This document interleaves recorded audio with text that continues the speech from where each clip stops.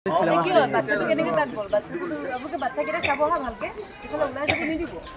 দুদিনৰ কাৰণে বনাই পেলাই খোৱা বোৱাটো দিছে আপোনাৰ স্বাস্থ্যটো ভালে থাকিব পঢ়া শুনাটো মানে ভগাই খাবলৈ দিয়া নাই কিন্তু মানে তাতে বনাই খাবলৈ মই তেওঁলোকক কৈছোঁ যে বনাই খাবলৈহে দিছে বাইদেউ আহিছিলে বাইদেউ আহি পেলাই মানুহখিনিক আমাৰ নিৰ্ভৰ এটা দি গৈছে ভাল হৈছে আৰু কৈছে যে সৰু সৰু বাচ্চাবিলাক যদি পানী চানী আছে আপোনালোকে সাৱধান হ'ব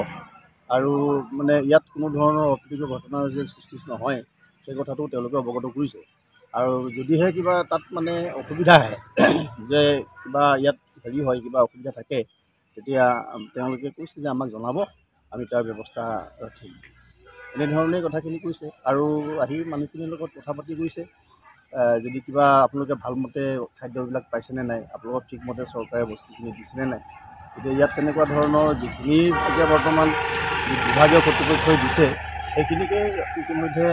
অৱগত কৰা হৈছে আৰু সেইটো হৈছে তেখেতসকলক ভাল লাগিল তেখেতসকলেও কামৰ পৰা আহি আমাক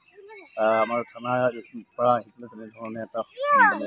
দিয়াৰ কাৰণে আমি ইয়াত নিকটৱৰ্তী মানুহ হিচাপে আমি ভাল পাইছোঁ আৰু বিশেষকৈ এনেধৰণৰ কথাবিলাক বিশেষকৈ বানপানীত এতিয়া আমাৰ বাঁহকাবাৰী উচ্চতৰ মাধ্যমিক বিদ্যালয়ত আমাৰ এতিয়া শিবিৰ হিচাপে যিসকল আছে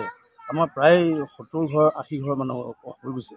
এই মানুহখিনি তাৰ বাদেওতো বাহিৰত যথেষ্ট মানুহে আছে আৰু এই যথেষ্ট মানুহখিনিও বানপানীত পীড়িতই কিন্তু এওঁলোকৰ এতিয়া বৰ্তমান যিটো মানে অৱস্থা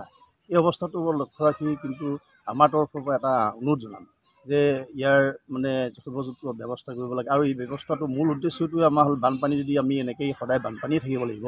যদি আমাৰ আগৰ মাথাউৰিটো যিটো কপিলি বান্ধ সেই বান্ধটো যদি আমাৰ ক্লিয়াৰ নহয় তেতিয়াহ'লে আমি সদায় বছৰ বছৰ ধৰি একেটাই কৰিব লাগিব আৰু সেয়েহে আমি অনুৰোধ জনাম আমাৰ এইখিনি সুবিধাতে যে অসম চৰকাৰে যেন ইয়াৰ বাবে আমাৰ ব্যৱস্থা গ্ৰহণ কৰে নহ'লে এই ঢংটো আমাৰ সদায় থাকিব আমি সদায় এটা শিবিৰলৈ আহিব লাগিব কিবা চৰকাৰে কিবা দিব আমি সেই আস্ফাল থাকিব লাগিব এনেধৰণৰ কামবিলাক গতিকে ক্ষুদ্ৰ স্বাৰ্থ ত্যাগ কৰি যদি আমি আমাৰ অন্ততঃ মাথাউৰিটো হৈ যায় এই মাথাউৰিটো হৈ গ'লে মানে আমাৰ কাৰণে যথেষ্ট কৰা হ'ব আৰু লাগিলে আমাৰ অনুৰোধ কিবা কিবি এইবিলাকতো আমাৰ কাৰণে ইমান এটা গ্ৰহণযোগ্য কথা নহয় যদিহে আমাৰ সেই বস্তুটো হৈ যায় আমাৰ ৰাইজ সন্তোষ আৰু হ'ব আৰু খেতি বাতিৰ ক্ষেত্ৰত যথেষ্ট মানুহখিনি লাভৱান হ'ব আৰু এতিয়া এই বড়ো ছিজনত যথেষ্টভাৱে আমাৰ ইয়াত খেতিয়কসকল মানে ডুবি গৈছে কিয় গৈছে বহুত মানুহে বহুত ধৰণৰ খেতি কৰিছে বা তেওঁলোকে যিখিনি ধান কৰিলে সেইখিনি সময়ত উঠাই আনিব নোৱাৰাৰ কাৰণে আজি সেইখিনি মানুহ বহুত পিছ পৰি গ'ল বা আমাৰ যিখিনি কৰ্মী হিচাপে থাকে সেই তেওঁলোকে কাম কৰিবৰ কাৰণেও যথেষ্ট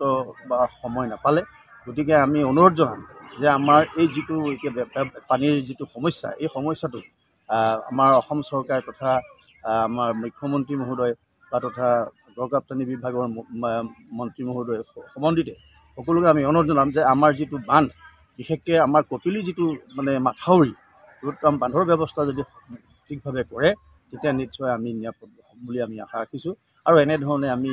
আজি শিবিৰত থাকি আমি কোনো কাৰণত ভাল পোৱা নাই গতিকে এই ব্যৱস্থাটো আপোনালোকে আমাক গ্ৰহণ কৰক আমি অনুৰোধ জনাম